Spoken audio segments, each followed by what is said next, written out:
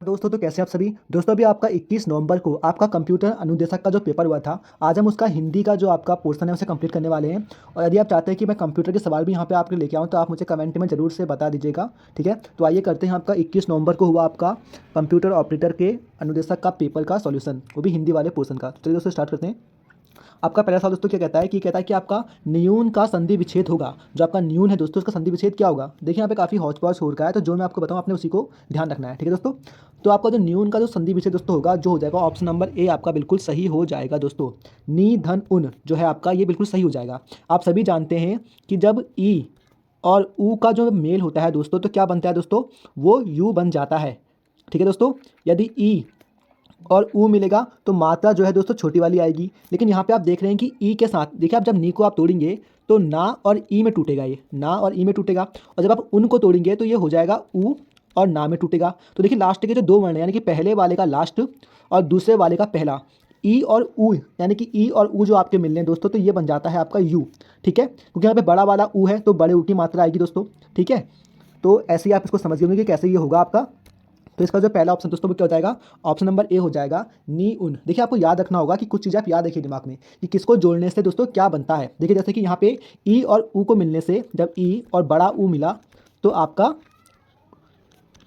नियून बन गया। ठीक है, तो आपका न्यून बना दोस्तों। ठीक है, सॉरी इसको ठीक करते हैं। तो आपका क्या बना दोस्तों, आपका नियून बना। ठीक है, ऐसे यदि आपका ई और सिंपल वाला ऊ मिलता तो आपका क्या बनता दोस्तों, आपका खाली सिंपल वाला यू बनता। ठीक है, लेकिन अगर सिर्फ आपको या करना होता है, या कैसे बनता है दोस्तों, ई धन आ, ई धन आ करने से आपका या बन जाता है। और ई धन बड़ा आ कर देंगे तो आ के पीछे डंडा भी जाएगा तो या बन जाएगा आपका। ठीक है, यह और या बन जाएगा। ऐसे दोस्तों आपने ध्यान रखना है कि बड़ा ऊ मिल रहा है कि छोटा ऊ मिल रहा है। ई के साथ बड़ा ऊ मिलेगा तो बड़े ऊ की मात्रा आएगी, ई के साथ छोटा ऊ मिलेगा तो छोटे ऊ की मात्रा आएगी, ई के साथ खाली आ मिलेगा तो खाली या बनेगा, लेकिन अगर बड़ा आ मिलेगा तो दोस्तों बड़ा या बनेगा। ठीक है, आई थिंक आप हल्का सा समझ गए होंगे। तो ये नियम जो है आप इनको देख लीजिएगा, ये संधि के नियम है दोस्तों। और आप इनको चेक कीजिए, स्वर संधि में आएंगे नियम, आप इनको चेक कीजिएगा एक बार। ठीक है दोस्तों, चलिए आगे बढ़ते हैं।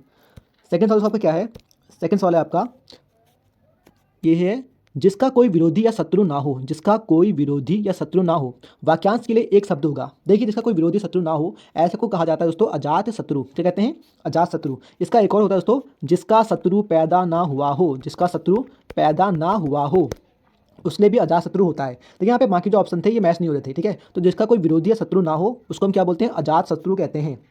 कमेंट में आप मुझे ये बताना कि जो अजात शत्रु है ये किसका बेटा था। ठीक है, आप मुझे बताएंगे एक बारी कि अजात शत्रु किसका बेटा था। ये आपका उत्तराखंड पूरे भारत से संबंधित हो जाएगा। ठीक है, अब यहाँ पे सवाल दोस्तों आपका ग्रहित शब्द का विलोम है। जो ग्रहित है दोस्तों इस शब्द का विलोम क्या है। देखिए इसमें ना ऑप्शन काफ़ी अच्छी रहती है कि अग्रहित, अग्रहित, त्यक्त या त्यागी, है ना। तो काफ़ी तो लगा था कि इसका अग्रहित हो सकता है, अग्रत हो सकता है। तो दोस्तों गलत, इसका जो सही जवाब दोस्तों जाएगा वो हो जाएगा त्याक्त। तो ग्रहित का क्या होगा जो त्याक्त होगा। यानी कि ग्रहित का दोस्तों अर्थ क्या होता है, ग्रहित का होता है ग्रहण किया हुआ और त्यक्त का होता है दोस्तों त्यागा हुआ। ठीक है, तो इसको बिल्कुल ध्यान रखिएगा, काफ़ी अच्छा सवाल है ये कि ग्रहित का विलोम क्या होगा। तो दोस्तों ग्रहित का जो विलोम होता है वो होता है त्यक्त। और इसी तरह त्यक्त का विलोम क्या हो जाएगा दोस्तों, त्यक्त का हो जाएगा विलोम ग्रहित, है ना। दोनों में से आपसे कुछ भी पूछ सकता है, वो आपस में उल्टा ऊपर नीचे भी लिख सकता है इनको। तो ध्यान रखिएगा कि ग्रहित का विलोम होता है दोस्तों त्यक्त। ठीक है, चलिए अगला सवाल करते हैं। नेक्स्ट आपका दोस्तों हाथ पाँव मारना। दोस्तों हाथ पाँव मारना बहुत ईजी सवाल था ये। हाथ पाँव मारने मुहावरे का अर्थ क्या है कि मतलब व्यक्ति बहुत ज़्यादा हाथ पाँव मार रहा है, कुछ करना चाहता है, कुछ कुछ कुछ पाना चाहता है, इसलिए बहुत हाथ पाँव मार रहा है। तो यानी कि क्या हो गया इसका, बहुत ही परिश्रम करना। हाथ पाँव मारना यानी कि बहुत ही दोस्तों परिश्रम करना। तो ऑप्शन सी इसका बिल्कुल सही हो जाएगा। ये काफ़ी अच्छे सवाल थे, बहुत ही ईजी सवाल थे। हल्का सा भी जिस बच्चे ने पढ़ाई करी होगी, कॉमन सेंस भी लगाएगा अपना, तो इनको इजीली कर सकता था। 95 साल दोस्तों क्या है आपका, पुस्तक के संबंध में पहले कही जाने वाली बात क्या है। वाक्यांश के लिए एक शब्द का चयन कीजिए। यानी कि पुस्तक के संबंध में पहले कही जाने वाली बात, वाक्यांश के लिए एक शब्द का चयन कीजिए। जो पुस्तक के संबंध में दोस्तों आपको पता ही है कि जो पुस्तक में जो सबसे पहले जो बात कही जाती है कि पुस्तक के बारे में जो बताया जाता है, जिस पुस्तक में ये सब बातें लिखी गई हैं उसे कहा जाता है प्रकथन। ठीक है दोस्तों, तो जगह आपका प्रकथन यानी कि पुस्तक के संबंध में जो जानकारी आपको स्टार्टिंग का पन्ना देखोगे किसी किताब का तो ऊपर लिखा होता है प्राकथन। यानी कि पुस्तक कैसे कैसे लिखी है, किसने किसने लिखी है, तो उसको प्राकथन कहते हैं। इसके लिए हो जाएगा एक शब्द दोस्तों प्राकथन।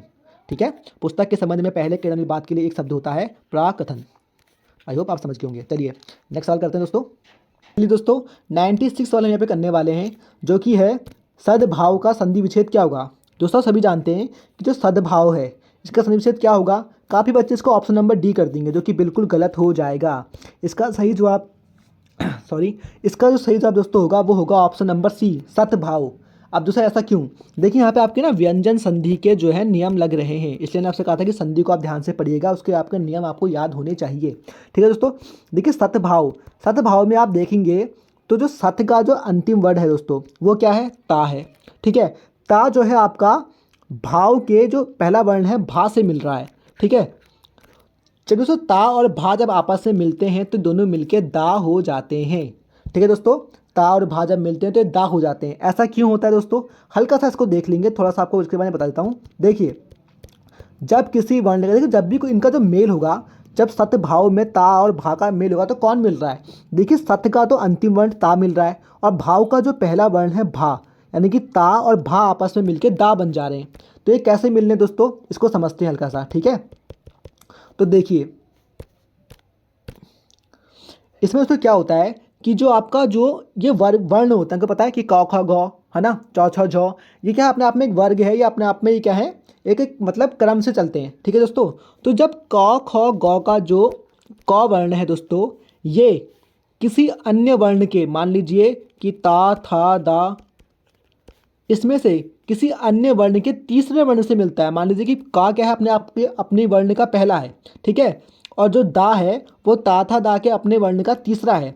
तो जब ये दोनों आपस में मिलते हैं तो इनमें ना परिवर्तन होकर ये कुछ और बन जाते हैं। ठीक है दोस्तों, सेम यहाँ पे हो रहा है दोस्तों। जो ता है वो अपने वर्ण का पहला है, लेकिन जो भा है दोस्तों, भा ये अपने वर्ण का तीसरा है। कैसे? पा, फा और भा, देखिए तीसरे नंबर पे आ रहा है। तो किसी वर्ण का पहला और किसी अन्य वर्ण का जब तीसरा वर्ण आपस में मिलते हैं दोस्तों तो उनमें हो जाता है परिवर्तन। तो यहाँ पे ता और भा मिल रहे थे, तो जब ता और भा मिलते हैं तो दा हो जाता है। ठीक है, ये हर किसी के लिए अलग अलग काम करता है, लेकिन मिलेंगे कैसे दोस्तों? मिलेंगे ऐसे ही कि किसी का पहला मिलेगा और दूसरा जो है उसके तीसरे से मिलेगा, यानी कि किसी का पहला किसी के तीसरे से मिलेगा तो चेंज हो जाएगा। सेम ऐसे ही किसमें होगा दोस्तों? जब आपका का किसी अन्य वर्ण के तीसरे, यदि का और भा मिलते तो क्या बनता है दोस्तों? यदि का और भा मिलते तो आपका बन जाता गा। ठीक है, ये अपने ही वर्ण का तीसरा बन जाते हैं। कैसे? अपने ही वर्ण का तीसरा बन जाते हैं, यानी कि पहला वर्ण जो है किसी अन्य वर्ण के तीसरे से मिलेगा तो वो अपने ही वर्ण का तीसरा बन जाएगा। जैसे कि यहाँ पे आपने देखा।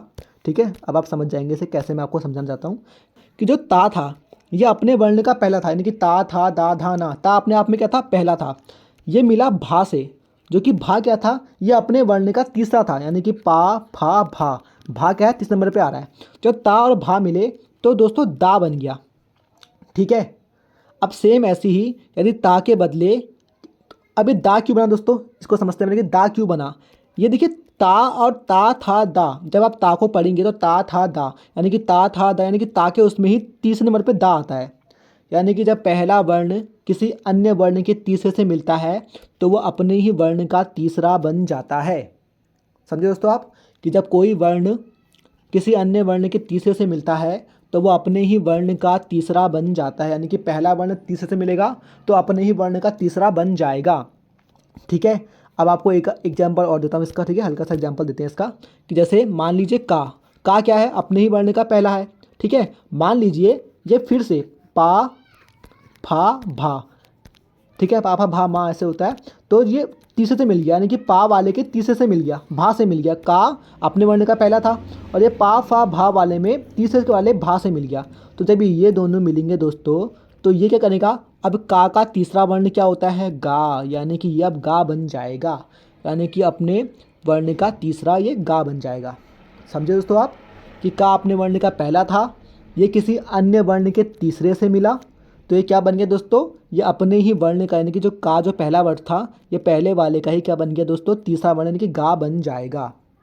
ठीक है, अब सेम इसको एक एग्जांपल से और समझ लीजिए, आपको हल्का सा और इजी लगेगा। ठीक है दोस्तों, एग्जांपल आपके क्या लूँ यहाँ पे? एग्जांपल आपके लेता हूँ कि मान लीजिए चा है। ठीक है दोस्तों, चा है, चा भी जो है पा फा भा या कोई सा भी आप ले लीजिए, मैं खाली एग्जाम्पल से समझा रहा हूँ आपको कि भा जो चा है वो भा से मिल गया। तो अब चा जब भा से मिलेगा तो चा क्या है? अपने ही वर्ण का तीसरा बन जाएगा, क्योंकि ये क्या है? अन्य वर्ण के तीसरे से मिला है तो अभी अपने ही वर्ण का तीसरा बन जाएगा। तो चा छा जा, यानी कि ये अब ये जा बन जाएगा दोस्तों। समझे आप? तो दोस्तों ऐसे ही यहाँ पे हुआ, यहाँ पे आपका जो ता था, ता अपने वर्ण का पहला था, ता अपने वर्ण का पहला था और ये पा फा भा वाले वर्ण के तीसरे वर्ण से मिला, पा फा भा वाले के तीसरे वर्ण से मिला तो ये अपने ही वर्ण का दोस्तों क्या बन गया, तीसरा बन गया, यानी कि दा बन गया। ठीक है दोस्तों, बस इतना सा था। अब आप बाकी जो है आप खुद पढ़ेंगे घर पे, तब आपको समझ में और अच्छे से आ जाएगा। अब यहाँ अगला सवाल क्या है आपका दोस्तों, ये है आपका कि निम्नलिखित में से कौन सा शब्द शुद्ध है।